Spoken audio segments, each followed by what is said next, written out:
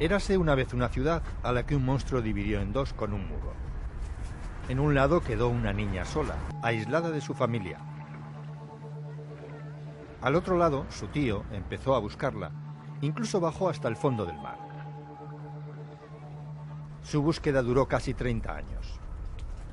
Pero un día, un terremoto mató al monstruo, derribó el muro y los dos pudieron por fin encontrarse y abrazarse. Es el cuento de hadas que los berlineses vieron representado en la calle el 3 de octubre pasado, el día oficial de la unificación de las dos Alemanias.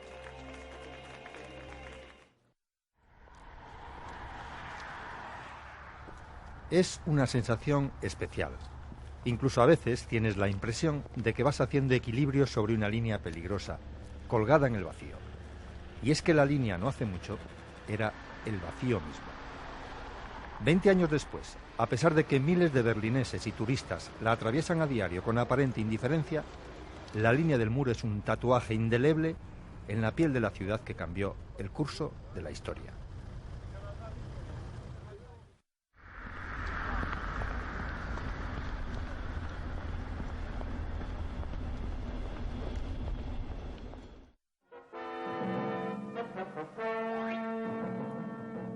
La herida duró 28 años, desde el 13 de agosto de 1961.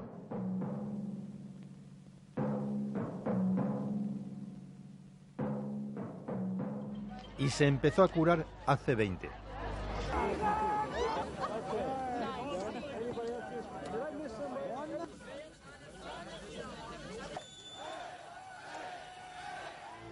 Pero la cicatriz tardará generaciones en desaparecer. Esa cicatriz es el testimonio de que hace 20 años, un muro de hormigón que separaba dos mundos, que simbolizaba la Guerra Fría, se desmenuzó ante las manos desarmadas de los berlineses.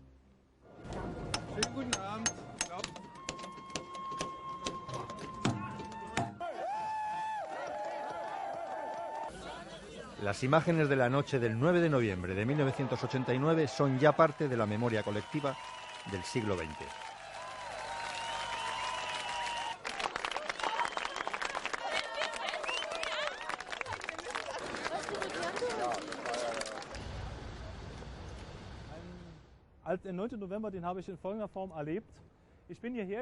La noche del 9 de noviembre me vine hasta esta esquina del Checkpoint Charlie después de ver la televisión. Vine con unos amigos justo hasta aquí, donde estaba el muro. Hasta entonces no te podías ni acercar. Había unas 1.500 personas cantando, descorchando champán.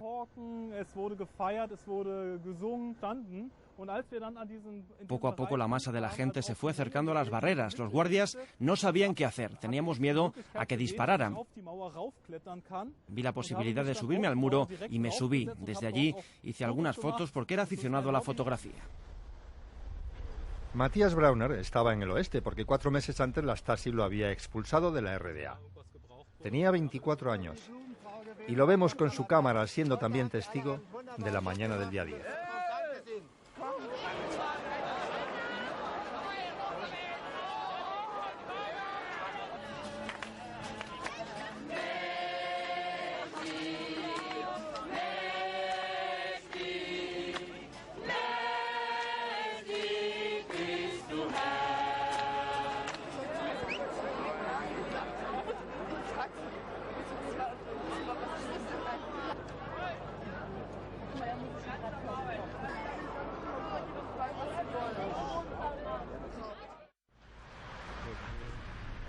Aran Radowski estaba aún al otro lado, siguiendo como la inmensa mayoría de los alemanes los acontecimientos por televisión. Una confusa rueda de prensa donde el jefe de propaganda Schabowski dejó entrever que se permitiría a los ciudadanos de la RDA salir del país, lanzó a Aran al paso fronterizo más cercano a su casa. Preguntando lo que nadie se atrevía, Aran se convirtió en el primer ciudadano de la RDA que pasó el control. Cuando vi en la televisión la rueda de prensa de Schabowski y oí que se podía salir inmediatamente, me vine aquí con unos amigos. Había unas 50 personas. Pregunté a los soldados fronterizos si podía pasar y ellos me dijeron, si tiene un pasaporte válido, si quiere, ahora mismo. Entonces les dije, pues abran la puerta, nos gustaría pasar. Abrió la verja y entonces empezó todo. Y este es el momento en que empezó todo. Televisión Española, que por aquellos días tenía 4 equipos en Berlín, era la única televisión del mundo que tenía un equipo precisamente en ese lugar y en ese momento. Este es el momento en el que nos está contando que tiene familia al otro lado y demás, y todavía no se ha abierto la puerta del puente de Bornholmer, pero ahora mismo se va a abrir. Sí, ahora la gente mismo está desconcertante porque no sabe qué va a ocurrir y momentos después se produce la apertura de ese paso fronterizo. Lo tenemos ahí, fue el primero. eso es. Y aquí la cara de asombro. Y estos son los primeros que pasan. Quiero pensar que algo sucedió cuando las luces de Laureano se encendieron, porque hay que pensar que no estaban acostumbrados al periodismo. Entonces eso debió de precipitar alguna llamada, siempre lo he pensado. Alguna llamada y alguien al final de la cadena dijo, pues abrid. Yo intuía que algo grande estaba sucediendo. De hecho, yo personalmente que iba muy emocionado, ¿no? Cuando pasamos con esta gente acumulada al otro lado, iba prácticamente llorando, ¿no? Porque... Yo vi cara de temor, sí. Era alegría y temor al mismo tiempo. Porque no sabían que había al otro lado. Porque la mayoría de aquellas personas no habían estado jamás en Berlín Oeste, que estaba a pocos metros. Me sellaron el pasaporte sobre la foto. Era un código secreto para no dejar volver a entrar al que saliera. Pero como luego vinieron miles de personas, se colapsó la idea. Un procedimiento burocrático acabó con ellos. Este es el archivo de la Stasi, la policía secreta de la Alemania Oriental. Meticulosamente, por orden alfabético, aquí están consignadas las vidas de una buena parte de los ciudadanos de la RDA. Con una legión de espías a su servicio, se calcula que cada 70 ciudadanos tenían un espía que los vigilaba y contaba a la policía la vida de su vecino, de su amigo, de su compañero de trabajo, incluso de su hermano o de su cónyuge. La paranoia la describe muy bien la película La vida de los otros, ganadora de un Oscar. Y casi provocan risa. Si la verdad no fuera tan siniestra, los métodos para grabar conversaciones o sacar fotografías de los ciudadanos por la calle. Cámaras en un tronco de árbol, en la puerta de un coche, en una inocente regadera. Muchos alemanes del este y del oeste han pasado por aquí para ver sus fichas, pero muchos han preferido no hacerlo, como Matthias Brauner. Sí, hice la solicitud para ver mi ficha, pero nunca he ido. Tengo todo muy vivo en la memoria y sé muy bien quién, cuándo y cómo.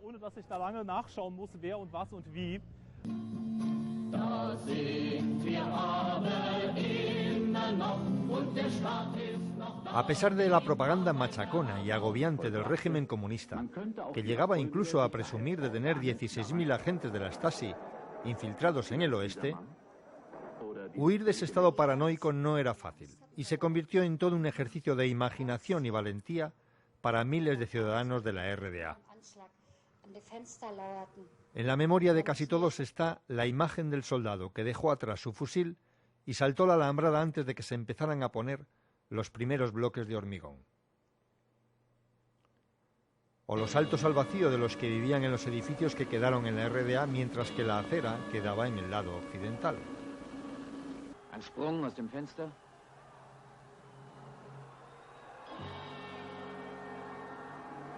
Con las ventanas tapiadas y el muro cada vez más alto y con mayores medidas de seguridad, la huida se hizo cada vez más difícil. Aún así se calcula que unas 100.000 personas intentaron por todos los medios saltar los 45 kilómetros del muro que dividía Berlín y los más de 1.000 que dividían a las dos Alemanias.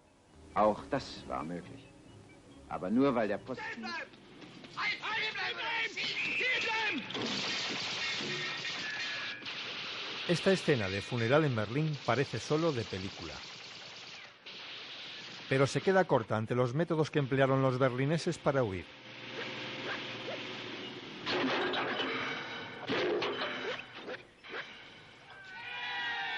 Uno de los más originales lo inventó Holger Bethke. Lancé una flecha atada a un cable de un edificio a otro de la calle y me descolgué con una polea, nos dice. Muchos huyeron excavando túneles, con rudimentarios aviones ultraligeros, lanzándose contra el muro con camiones o autobuses, con flotadores, remando o haciendo surfing hasta Dinamarca, escondidos en la carrocería de un coche, Por lo menos 150 que se sepa murieron en el intento. El último asesinado, aunque no el último muerto, Chris Joffrey, de 20 años, con una bala en el corazón, solo 8 meses antes de la caída del muro. El primero, 10 días después de las primeras alambradas, fue Gunther Littering. Tenía 24 años. Cada día mi hermano, desde que se cerró la frontera, buscaba con su bicicleta un punto donde cruzar. Yo le había buscado un apartamento en el oeste y quería vivir allí. Vio una posibilidad de cruzar nadando, pero le detectaron y le mataron con un tiro en la nuca. Jürgen ha dedicado su vida a la memoria de su hermano. Ante la indiferencia de los políticos, deseosos de pasar páginas, se hizo con una de las torres de vigilancia de la frontera y la ha convertido en el único memorial a los asesinados del muro. Antes vivió años de persecución por la Stasi, que ni siquiera le permitió ver el cadáver de su hermano. Jürgen y su mujer fueron unos de los 75.000 que pasaron por las cárceles de la Stasi. Después del funeral de mi hermano empezó la represión para nosotros. Muchos padres de los compañeros del colegio de mi hija eran de la Stasi y obligaban a sus hijos a vigilarla. A mi mujer y a mí nos metieron 10 meses en la cárcel y nos hicieron la vida imposible. Jürgen es el ejemplo de que 20 años después muchas heridas siguen abiertas. Nos cuenta que el agente de la Stasi que mató a su hermano tiene ahora solo 70 años y vive muy bien. Pero además nos asegura que los antiguos agentes de la Stasi siguen hoy organizados. Sí, están perfectamente organizados. Siguieron escuchando mi teléfono durante 2 años. Es una lástima que esos meapilas no hayan muerto todavía. Y para colmo, vivo puerta con puerta con el que era el segundo de la Stasi. In the world of freedom, the proudest boast is, Ich bin ein Berliner. Mr. Gorbachev, tear down this wall. El 9 de noviembre en Berlín es la fecha que ha pasado a la historia, pero el telón de acero empezó a caer meses antes. Con la gente huyendo en masa hacia Polonia,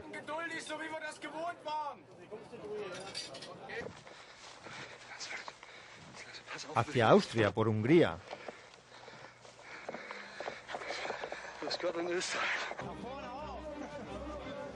hacia Praga, de donde salieron trenes de la libertad con miles de alemanes del este eufóricos porque nadie les detenía en las fronteras.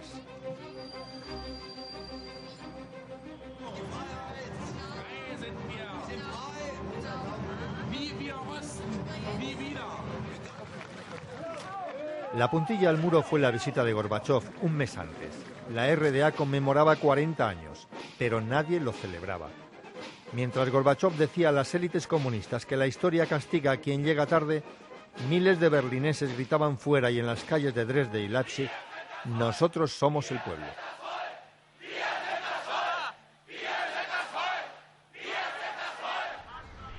Helios Mendiburu vivía en el Berlín comunista.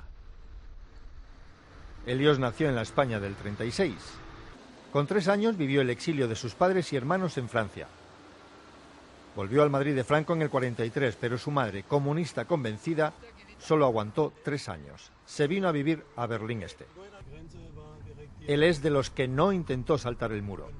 A pesar de haber pasado 2 años y medio en la cárcel por estar en contra del régimen, se quedó. Por mi madre, hablaba muy mal alemán y mis hermanos eran más pequeños, me quedé con mi madre. El 9 de noviembre Helios no creía lo que veía por televisión. Yo estaba en casa, he visto en la televisión y yo me creía que van a tirar, que van a fusilar a la gente. Y tenía miedo de mis 2 hijos, pero estaban en casa y por eso estaba tranquilo, porque yo me creía que nos van a dejar. El último muerto del muro era amigo de Helios. Lo intentó construyendo un globo casero. Sí, un globo. Tenía tanto frío arriba, no tenía ropa caliente y se cayó y se murió. ¿Y sabes cuándo? Antes 3 meses antes de la caída del muro. Un año después de la caída del muro, en 1990, Eliot se convirtió en el primer alcalde democrático de Friedrichshain, uno de los barrios más populares de Berlín Oriental, separado a cuchillo de su hermano Kreuzberg. Mendiburu recuerda el Goodbye Lenin porque bajo su mandato de alcalde se removieron algunos de los monumentos comunistas, en medio de las divergencias y el estupor de la gente.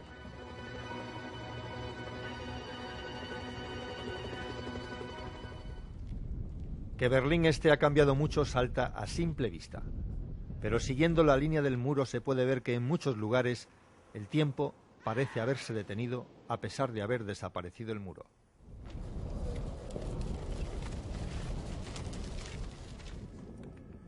Ingo Koar era uno de los policías encargados de vigilar que nadie cruzara en este tramo de la calle.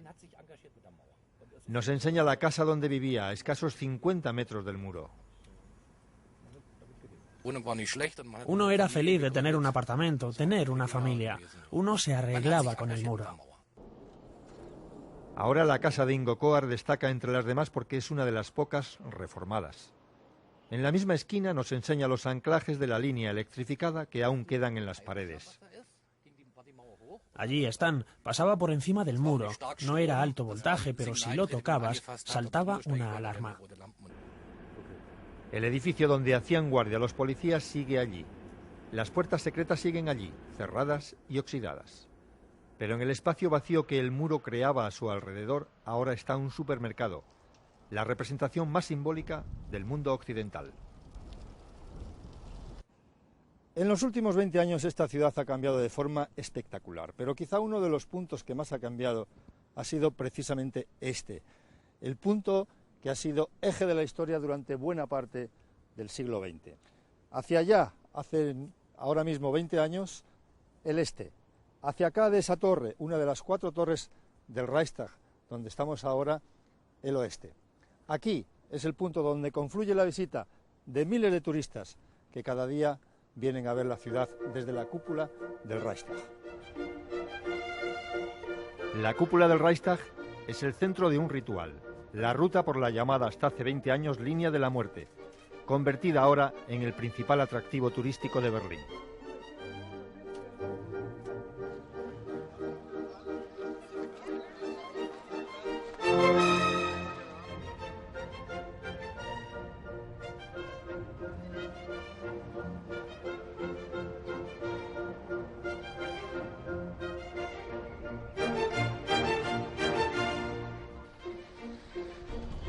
Hoy, solo algunos tramos y bloques aislados del muro se pueden ver en Berlín. El general Rolf Oken hizo su trabajo a conciencia. Fue el encargado de desmontar los miles de bloques de hormigón. La mayoría, nos cuenta, están bajo el asfalto de las autopistas de Berlín. Unos cuantos están desperdigados por medio mundo. Pero en el desmontaje del muro no todo era hormigón. La franja de la muerte estaba llena de minas. Los documentos cruzados daban un resultado escalofriante. Quedaban 30.000 minas enterradas. Solo encontramos 1.001. ¿Qué pasó con las otras minas? Nadie lo sabe, nos dice. Tampoco las armas de los guardias de frontera aparecieron. Es uno de los enigmas sin resolver. Fuera de los edificios de la Stasi, convertidos ahora en museos del absurdo, apenas quedan ya recuerdos oficiales de que aquí hace 20 años había otro país. Quizá el mejor ejemplo de que la unificación de las dos Alemanias en realidad fue una absorción de una Alemania por otra sea la desaparición del Palacio de la República, la presidencia de gobierno de la antigua RDA. Un edificio conocido por los alemanes de a pie como la Casa de las Lámparas que simbolizó rápidamente los pies de barro de la antigua Alemania comunista. Enfermo de asbesto, el Palacio de la República fue desmontado trozo a trozo hace unos meses. En el otoño del 89, los manifestantes se agolpaban y rodeaban el edificio pidiendo libertad.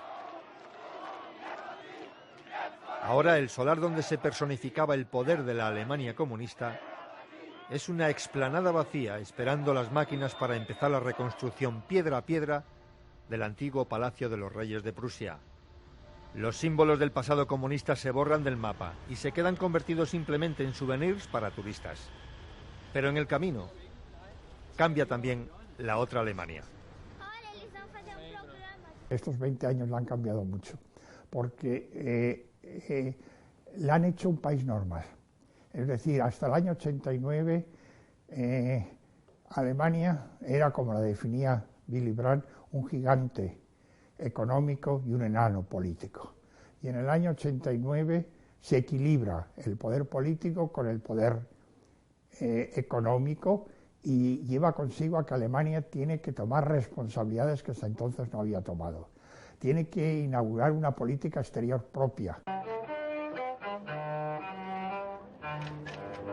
2 días después de la caída, Rostropovich hizo sonar su violonchelo a los pies del muro y Barenboim daba un concierto con la Filarmónica.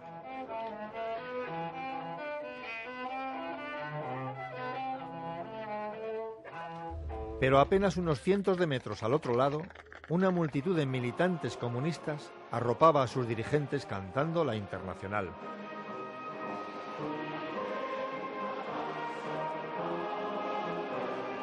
La partitura de la unificación se escribió demasiado rápido y dejó por el camino muchos nostálgicos. Yo creo que estos 20 años eran necesarios para que esta fecha se vuelva una fecha histórica. Y entonces ahora que ya estamos no solo en el sueño y no solo en la realidad, pero en la historia, ahora todos nosotros que vivimos y trabajamos en Berlín tenemos que conseguir que los restos del muro, los restos mentales, emocionales, psicológicos y hasta filosóficos y políticos caigan.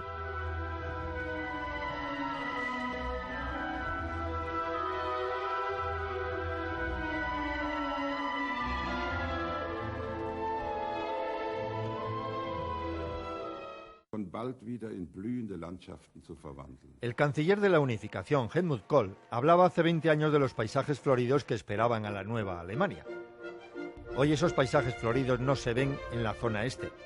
Lo que sí se ven es crecer las plantas en las viejas industrias de la RDA, convertidas en poco tiempo en chatarra. Eisenhüttenstadt, en la frontera con Polonia, fue un emblema de la Alemania comunista. En estos 20 años ha perdido la mitad de los 55.000 habitantes que llegó a tener. De los 13.000 trabajadores de sus flamantes 6 altos hornos, ahora solo quedan 2.500. Los 14 nietos y 7 bisnietos de la señora Beck también se han buscado la vida fuera. Los enormes bloques de las barriadas obreras o están deshabitados, con las ventanas tapiadas, o han sido derribados por las excavadoras. No hay un lugar en Europa donde una vivienda sea más barata, pero nadie las quiere. Los jóvenes de Eisenhüttenstadt nos cuentan que se van todos fuera en busca de nuevas oportunidades. Somos una generación diferente, queremos vivir. Probablemente, sin ser conscientes de ello, los jóvenes asumen que 20 años después de la unificación sigue habiendo 2 Alemanias, una que vive de subsidios y la otra cansada de pagarlos. Un poco, pero el estándar de consumo es por medio marcadamente más alto en la parte occidental, de manera que no hay tanta envidia, digamos, que ellos son los nouveaux riches, los nuevos ricos, no están y no son, y es visible que es una área que todavía es el mezzogiorno de Alemania.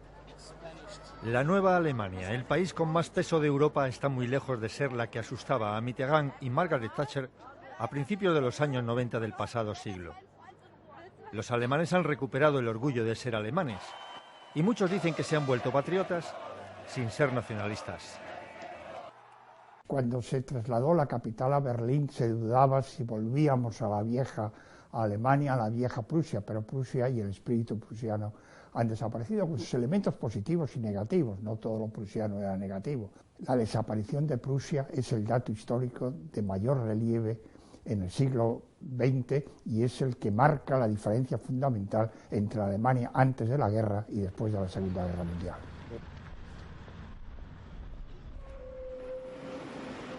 Pero algo no ha ido bien cuando las encuestas de los sociólogos revelan que una cuarta parte de los alemanes del Este añoran la vida en aquellos años. Cuando por el mismo trabajo un alemán del Oeste gana más que uno del Este. y tiene una pensión más alta. El este y el oeste separan a los ciudadanos de primera y de segunda clase.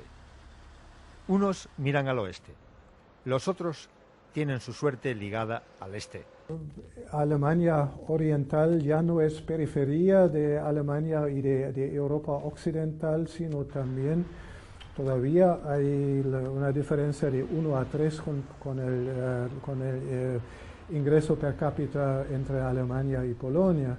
Pero una vez que también Europa Oriental aumenta su peso, entonces también la puente entre los centros industriales y de servicio en Alemania Occidental dan una puente en la Alemania Oriental para llegar a Varsovia, a Praga, a Moscú. Y el comienzo del puente se llama Berlín, una ciudad en perpetuo cambio que fascina a miles de turistas españoles. Por supuesto que Berlín ha cambiado. Tenemos que cambiar. Hemos acumulado muchas experiencias. Es una ciudad que se ha hecho internacional, gente de todo el mundo. Muchos españoles vienen y viven aquí, y se oye español por las calles. Man kann Spanisch auf der Straße hören. Das heißt, die Stadt ist sehr viel internationaler geworden. La cicatriz hecha arte se llama ahora East Side Gallery, la galería de arte más grande del mundo. Casi 1,5 kilómetros del muro original sirvió para que 120 pintores de todo el mundo dibujaran aquí sus sentimientos. Algunas de esas pinturas son hoy iconos del siglo XX. Pero las inclemencias meteorológicas, las pintadas de los turistas y también la mala calidad del hormigón de la RDA la habían dejado irreconocible. Ahora la mayoría han vuelto a repintar sus obras. El trozo de antiguo muro, convertido ahora por paradojas de la historia en monumento bajo protección, pone color y esperanza a la línea de una cicatriz que dibujó las fronteras de una ciudad, de un país, de dos mundos. La cicatriz exterior aún es visible, la interior aún perdura. Y aunque el muro se hunde poco a poco en los cimientos de la historia, el cuento de hadas del abrazo entre las dos Alemanias está aún lejos de merecer el final feliz de "y fueron felices para siempre".